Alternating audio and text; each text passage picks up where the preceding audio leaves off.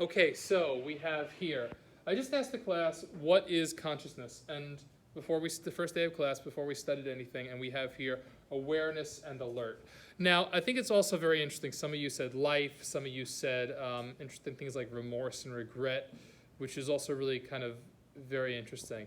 I think one reason I find this particularly fascinating, that everyone here, or most of the class here, thinks that consciousness is being aware and being alert, is because there's so much mindfulness meditation out there today. I don't know if any of you actually do any of that. How many of you have done mindfulness meditation? Without a raise of hands. Okay, so that's like half the class, almost, or like a little less than half the class. How many of you have done like yoga or something like that?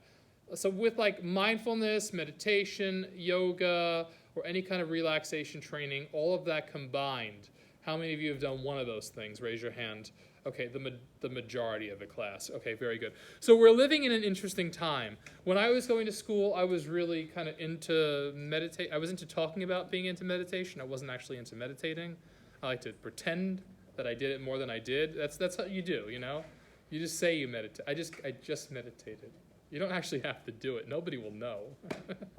So I was actually kind of into meditation. I was into it, but it was a smaller group of people that were into it, and there were a lot of psychologists.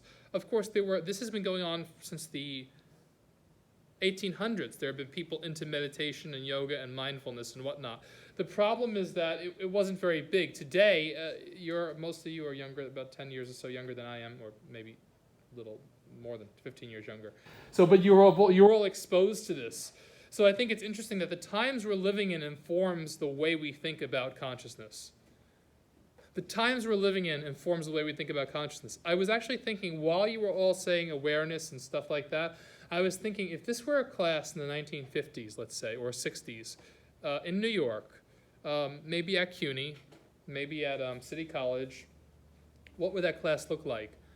I'm sure you wouldn't all be saying awareness is consciousness. Some of you might be going to biology. Some of you might even be going to like the more Freudian stuff, or like into like maybe like into some kind of like art, or some kind of using like talking about jazz or talking about like theater. You know, something at that time, maybe that was a more prominent way to talk about consciousness, like stream of consciousness. Nobody mentioned that. Nobody mentioned stream of consciousness. Nobody mentioned like theater, art. Very few of you mentioned negative things associated with consciousness, like the burden of consciousness, or one of you mentioned regret, like one or two of you did. But that's not really the time we're living in. That's not the time we're living in. It's funny, we're living in a time when we think consciousness is like a bright, good thing, and it's about being awareness and intentional. Because a lot of you said intentionality too. So I think this is kind of cool, because this tells us the times we're living in. We actually know a lot about consciousness, or at least one aspect of consciousness, which is awareness. So we all come into this class knowing a lot. So that's a really cool thing, don't you think so? But isn't it interesting the things we didn't mention? What else didn't we mention today? What else didn't we mention? Now, I only asked you to share one word each. How many of you, yes? Sleeping, yes, sleeping. Consciousness while you're sleeping, very good. Okay, none of you mentioned dreams. How many of you had dreams written down? How many of you have something related to art written down? Nobody. Okay, yeah.